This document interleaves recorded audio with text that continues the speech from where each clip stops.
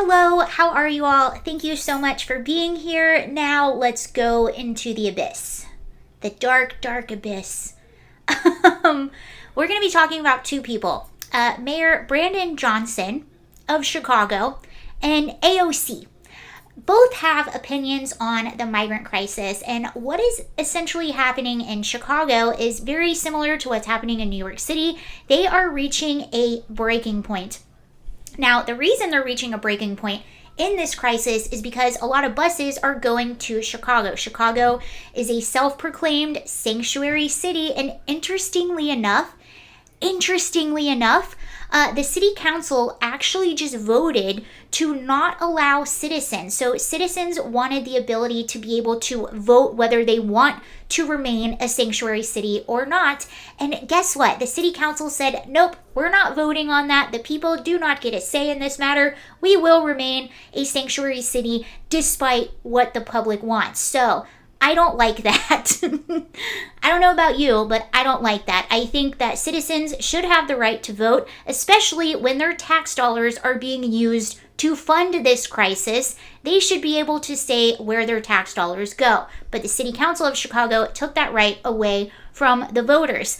And Brandon Johnson, the mayor of Chicago, has actually been behind the City Council a lot on this, but he is realizing, as many others are, that it is hitting a point that this is just not sustainable. So we're going to go to him in a second, but first I want to visit AOC because she also had some opinions on this situation, if you will, that's happening on the border. So before we go to Brandon Johnson, let's take a little visit to AOC. We haven't said hello to her in quite some time. Okay, this is AOC. So often people want to say, why aren't you talking about the border crisis? Or why aren't you talking about it in this way? Well, we're talking about it. They just don't like how we're talking about it because it's not a border crisis. It's an imperialism crisis. It's a climate crisis. It's a trade crisis. This is not a surge. These are children and they are not insurgents and we are not being invaded, which, by the way, is a white supremacist idea, philosophy. So I'm just going to conveniently post this picture right here. This is the caravan that is currently headed to the US. I did a whole video on this yesterday. And just for giggles, if you want to just pause this video and focus in on this picture, I want you to tell me how many children you see.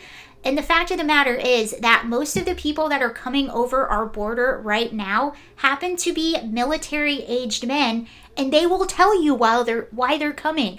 We're coming because of Biden. We're coming to work. That is not a legitimate asylum case. Not one person has talked about climate or whatever other things that she pointed out. I also want to point out the white supreme sandwich comment because this is a gaslighting technique that is often used by the left. And let me just go ahead and debunk that right away. If you're paying attention to what's happening on the border, then you know full well that it is the entire world that is showing up on our border, okay? It's not just black and brown people. It's not people from Mexico. I mean, there are people from Mexico, but it's not just from Mexico. It's not just from Latin America. It's from Asia, Africa, Europe. Every place you can possibly imagine, people are coming. I actually saw a video yesterday of a man and his son coming from South America. He happened to be white. There are Ukrainians, there are Russians. People from all over are coming because they've gotten the message that our border is wide open and we're just allowing everyone in. And I really wanted to show that video of AOC also because it's going to be really, really interesting. You know, this situation is so bad. More and more people are waking up every day. This isn't something you can necessarily hide for too long. It is going to come to your back door and it's not going to knock. It's just going to say, hi, let me in. So it's going to be really interesting to watch people that have these takes, such as AOC. It's going to be really interesting to watch them try and explain themselves when this does get worse, because it will. And when even far leftists are saying, whoa, this is too much. This is a crisis. And it's interesting too, because even some migrants that have come over our border illegally are saying they're letting too many people in. Okay, so that's AOC. I just wanted to show you that. And that is still the stance of a lot of people on the far left. They're still pushing for this. Interesting. And I just have to add, sometimes I think to myself, I'm like, you live in this country too. This is your country too. This is the country of your family and your children, if or when you have them. You live here too. Nothing will insulate you from this issue. It's just that bad. Okay, so let's go to Chicago. Let's look at Brandon Johnson. So I'm going to show you, we have 2 clips of Brandon Johnson. I'm going to show you him talking to the media and how he thinks we should solve this issue, because this is another thing that is being pushed on the left. It's not necessarily let's close the border, it's let's hurry up and get those work authorizations, let's hurry up and make this path to citizenship. So let's watch Brandon Johnson. Work that we receive from the federal government, we appreciate that. Work authorization to put people on a pathway to sustainability, I certainly appreciate that.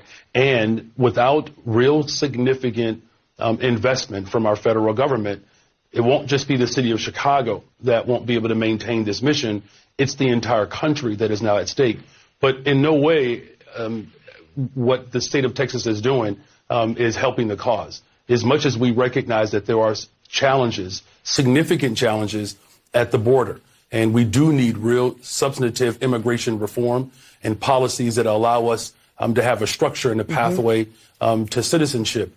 But again, this, in my opinion, is the new playbook. What they're going to say is, well, all of these people are here. They're not working. They're not helping. We're using all of these resources to take care of them. We need to expedite their work authorization. We need to expedite their path to citizenship. Let them vote, right? But what is that really going to do? Is that going to help the surges? By the way, AOC says they don't exist. I would call that caravan, I would call an average of about 10,000 people a day. I would maybe categorize that as a surge. I don't know about you. But if you expedite all of these things, you are only encouraging more people to come over the border. One of the reasons we're having these massive surges right now is because the word is getting out. You can cross the border and they won't deport you. You can just come in.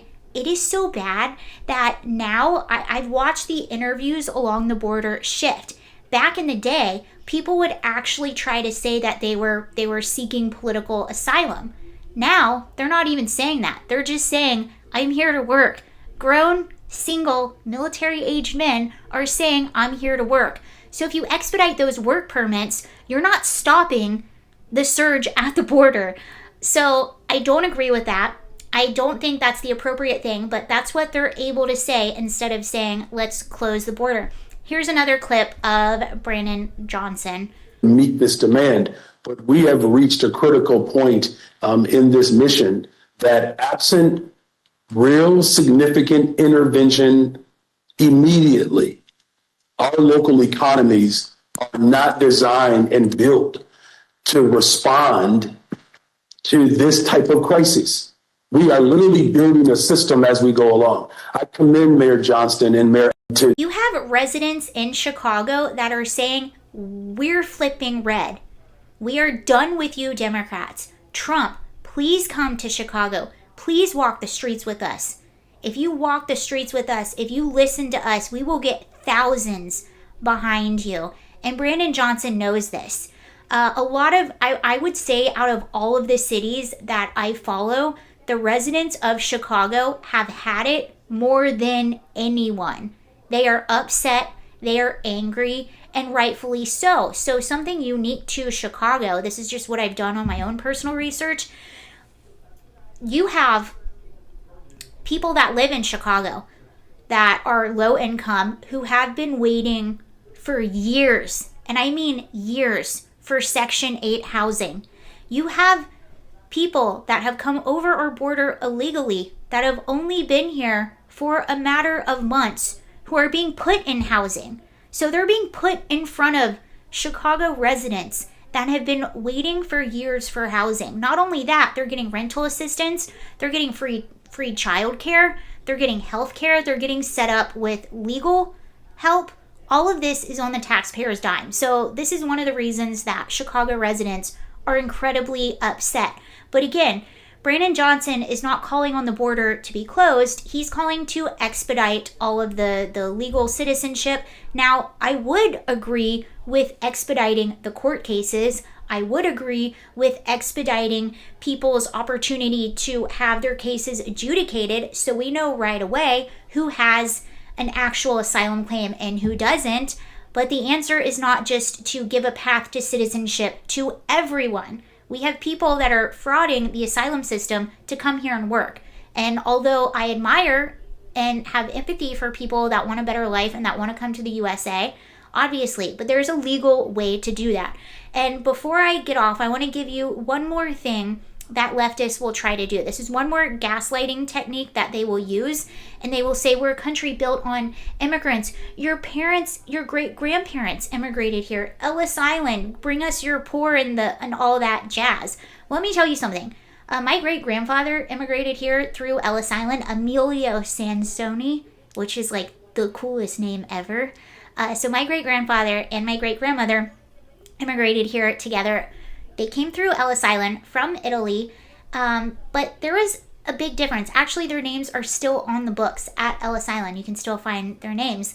But there was a big difference in the immigration then. You needed a health screening. You had to pass it. If you were sick, they sent you on. You needed to prove that you had work prospects, and you needed to have a sponsor. Also, very important here, during that time, there was no welfare state. So the people coming over were not taking tax money from the people that were already here. So those are very, very different things. You cannot, the great Thomas Sowell, you cannot have open borders in a welfare state. It doesn't work. And that's why these cities are absolutely imploding. So thank you for watching this video. I hope you guys have a wonderful evening, and I'll see you later. Bye.